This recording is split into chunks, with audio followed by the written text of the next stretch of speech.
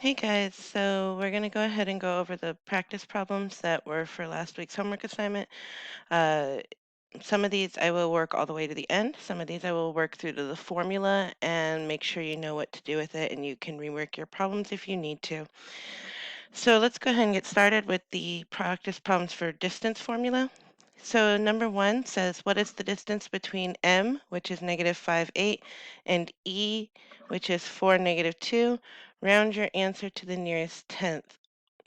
So nearest tenth there, guys, that's part of what most people struggled with. So make sure you pay attention to what your rounding says to do. It did not say to round to a whole number. Never round a radical to a whole number unless you're told otherwise. And it didn't say to round to the nearest hundredth. Now, if it doesn't specify, I would recommend the hundredth, but at least the tenth. All right, so let's go ahead and get started with this. All right, so I've already gone ahead and written my formula and my list is started. So we want to go ahead and list our points off. So I'm going to label this one 1 and this one 2. It does not matter if you're more comfortable with the m being 2 and the e being 1, it'll still be the same. So depending on how you want to write it into the formula. So x1 is -5, y1 is 8, x2 is 4, y2 is -2. And now some of you struggled with your negatives, so just make sure you keep your negatives in the correct locations.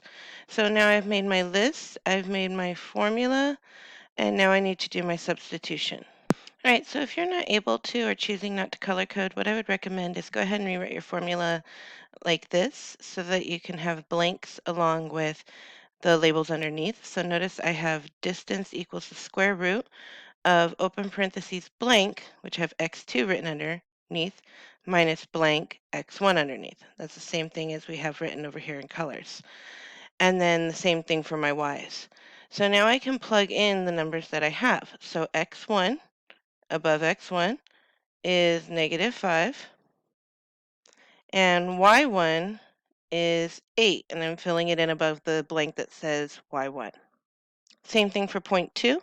x2 I have listed as 4, and y2 I have listed as -2. Now, for those of you who do prefer the color coding, I have the second point in purple and the first point in blue. All right, so now we're going to work this out. Now we're going to assume we don't have our graphing calculators, so we can just type what we see here into those calculators. We need to actually do our order of operations. So we are getting a solution, but we're not solving an equation. So PEMDAS, we're evaluating. And remember, radical counts as both a grouping and an exponent. It's a grouping first and then an exponent. Okay? So first of all, we're supposed to do groupings. Now we can't do the radical grouping because there's still stuff inside that's not simplified. So we're going to handle everything inside the radical first and then the radical last. Okay? So let's go ahead and analyze this.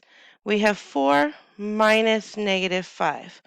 4 minus -5 is the same thing as 4 plus 5. So 4 plus 5 is 9, and that's still squared, plus, in parentheses, -2 minus 8 is -10, close parentheses, squared. One mistake that pretty sure a lot of you made was that you left, this is -10 squared, which this is -100, whereas -10 inside parentheses squared is +100. So there is an important difference there, and a lot of you did not do that. Those of you who showed your work, there were a few of you who did. All right, so distance equals square root. 9 squared is 81. -10 squared is 100. And then there were several of you who stopped here, so you got to distance equals the square root of 181, but you just put 181. There were several people who just put 181. But for the answer needed to be rounded to the nearest tenth, so that means go ahead and approximate it. So distance is approximately, okay, square root of 181 and then square root. All right, so let's see.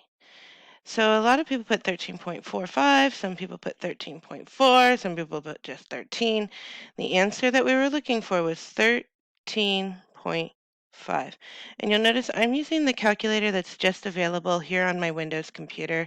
You can also do this in your calculators on your phone. All right, so yeah, you could just use your regular calculator that's in your desktop.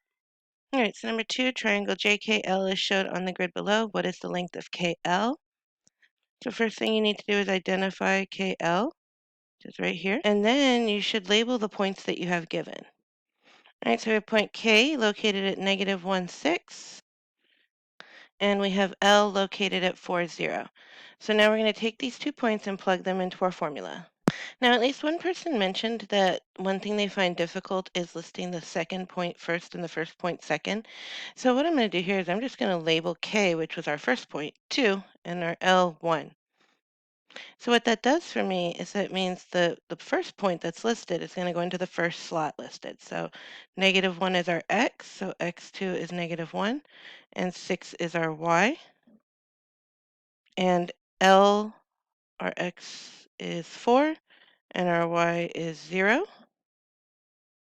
And so it doesn't matter which one's 2, which one's 1. You can do it as long as you're consistent. So notice how my green points come second, my orange points come first in both sets. So now we're going to work it out to get what's inside the radical. All right, so let's see. -1 minus 4 is -5 squared plus 6 minus 0 is 6. Okay, so -5 squared is 25 and 6 squared is 36. All right, so 36 plus 25. All right, 5 plus 6 is 11. Carry the 1. 2 plus 3 is 5, plus 1 is 6. So the distance is equal to the square root of 61. I would like to see you approximate that because one, it is difficult to write square root of 61 into Google Classroom or into the Google form, but also because we need to round. So distance is approximately equal to something.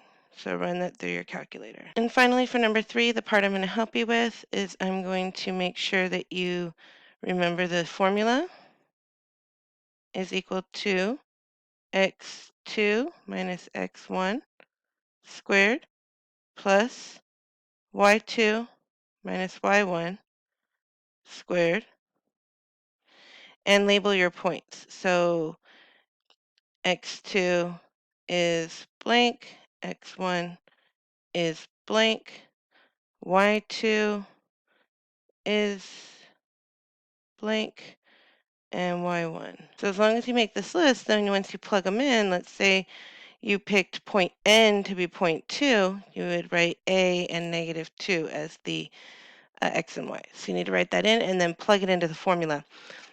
Strangely enough, though, I'm going to let you know the most common error was people forgot the radical in their final information. So make sure you're paying attention. Don't forget double negatives are positive, but make sure you're paying attention to which ones are the double negatives. All right, so moving on to the slope practice problems. We have number 1 says triangle PSV is shown on the coordinate grid. The coordinates of each vertex are integers. That means there's no decimals. What is the slope of PV? So paying attention, PV is this line right here. Now there are actually a couple of ways to do this, okay? Because this one's on a triangle already and it's already on a coordinate grid, that's actually going to make things really simple for you. So if we remember that slope is rise over run, so that means my up and down over my left and right. And now the other thing we need to remember is the way our slopes look. So remember we have our very angry slope man, okay? So remember a negative slope looks like this eyebrow, and a positive slope looks like this eyebrow. Undefined slope is my nose, straight up and down, and his mouth is a 0 slope. Okay, so just remember that. All right, so if we look from P to V, we can see that it is going to be going in this direction, which tells me it's a negative slope. And then because we're on the triangle, we can do our up and down. So we can go start from one point here at V. 1, 2, 3, 4. And our left and right, 1. So we are going to put a slope, which is M, equals negative, because it's a negative slope.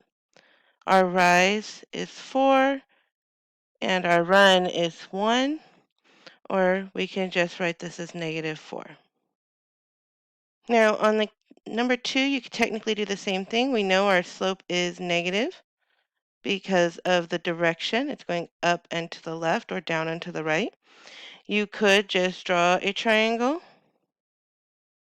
on your grid and do the counting. But look how big this grid is. It's easier to just go ahead and do this mathematically. So the formula for slope is m equals the change in y over the change in x.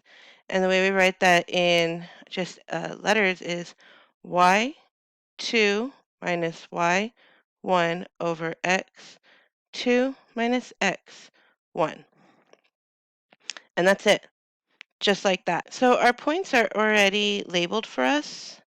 It doesn't matter which one's 1 and which one's 2. All right, so I've already gone ahead and labeled my points and listed them. And that way it makes things just a little easier. Now you can do the same thing for slope that you did with distance, where you can color code or plug in your uh, draw your formula with blank spots. All right, so if you wanted it to be in blanks, it would look like this, where I have open parentheses minus open parentheses over open parentheses minus open parentheses, and then labeled either above or below the parentheses what goes in those parentheses. So y1 is going to be 6, and x1 I have as negative 4. y2 is listed as negative 9, and x1 is 1, or sorry, x2 is 1. And so notice how I have my green above my green and my reddish above my reddish color, okay? It helps me keep straight that I have my points in the correct location. All right, so we need to make sure we know what our answers is. Negative 9 minus 6.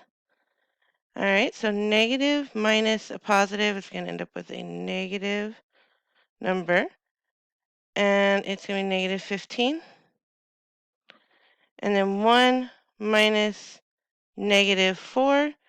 Remember, double negative is a positive, so it's going to be negative 15 over 5, and you're going to need to simplify that to get the correct answer.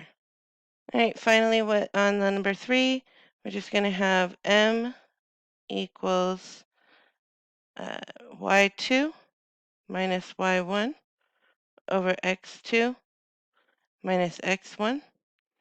And then I would go ahead and rewrite the formula with the blanks, and then make sure you make your list. So you're going to have your x2, y2, x1, y1. Pick which point is your is your 1 and which point is 2. Does not matter which is which, but fill in the blanks.